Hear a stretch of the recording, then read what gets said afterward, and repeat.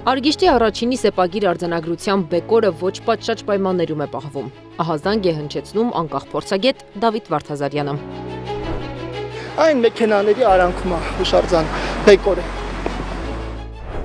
Վարդազարյանը նկարներ էր հրապարակել Facebook սոցիալական ցանցի իր էջում ու գրել, որ 2800-ամյա բացառիկ սեպագիր արձանագրության բեկորը Հայաստանի պատմության թանգարանի հետնաբակում է։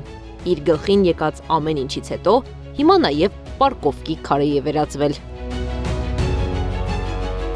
Երբ որ ես ահազանգեցի 2.5 տարի առաջ, ինձ ասվեց, որ դուք չգիտեք, դուք մասնագետ չեք, պատշաճ պահպանվում է։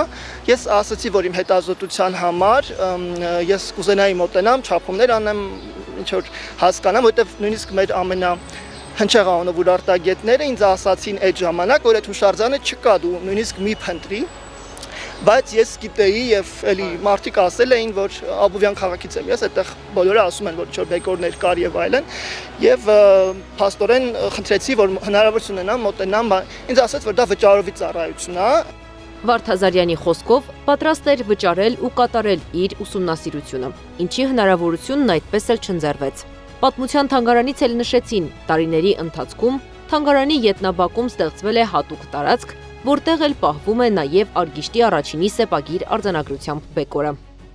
Նման հուշարձանները, ինչպես նաև կուռքերը կամ այլ կոթողներ սովորաբար հենց բաց երկնքի տակ են դրված լինում։ Դա այսպես ասած նրանց բնական միջավայրն է։ Այդ թանգարանային առարկաներին որևէ վտանգ չի սպառնում դրանից, իսկ բակում կայանող ավտոմեքենաներն այդքան էլ մոտ չեն կոթողներին, ինչպես համացանցում տարածված լուսանկարում կարող է թվալ։ Ավելին, այդ կոթողի վերին մասում է միայն արձանագրության հատվածը եւ ամբողջ մյուս հատվածն ուղակի ժայռաբեկոր է, որի մասով էլ այն դրված է թանգարան բերելու ժամանակներից խորհրդային տարիներից։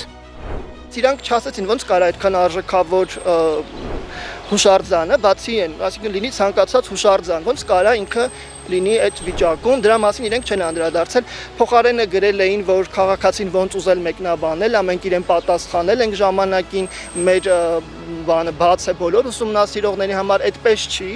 Վարդազարյանը պատմում է, մի անգամ էլ նկատել է սեպագիր արձանագրությամբ բեկորի կողքին շինարարական աղբեր դրված։ Նա առաջարկել էր տեղափոխել բեկորն ու տեղադրել պատվանդանի վրա պատմության թանգարանի մուտքի դիմաց տեղադրված կոթողի պես։ Դուք տեսնում եք, որ էլի բացօթյա է, բայց այստեղ մեքենաներ չկան, նմուշները պատվանդանների վրա են, ինչպես բոլոր թանգարաններում, այսինքն գետնին դրված չեն արևի, անձրևի, ձյան, շինարարական աղբի եւ մեքենաների տրաֆիկի տակ։ Բացի այդ, Վարդազարյանն առաջարկել էր բեկորը տեղափոխել ու տեղադրել պատմության թանգարանի հենց դիմացի հատվածում։ Ըստ պաշտոնական պատասխանի, առաջարկը մասնագիտական որևէ մոտեցում չունի։ Քաղաքացու առաջարկը տեղադրել կոթողը իր նախնական տեղում վտանգավոր է հուշարձանի հետագա պահպանության տեսանկյունից եւ կարող է հանգեցնել վերջնական ոչնչացման եւ չունի մասնագիտական որևէ մոտեցում։ Բացի այդ, իրեն անձամբ է ասվել, որ ներկա ցուցադրական հատվածներում դա հնարավոր չէ հաշվի առնելով ժայռաբեկորի ծավալը եւ այլ տեխնիկական ու ցուցադրական խնդիրներ, որոնց քաղաքացին չի տիրապետում։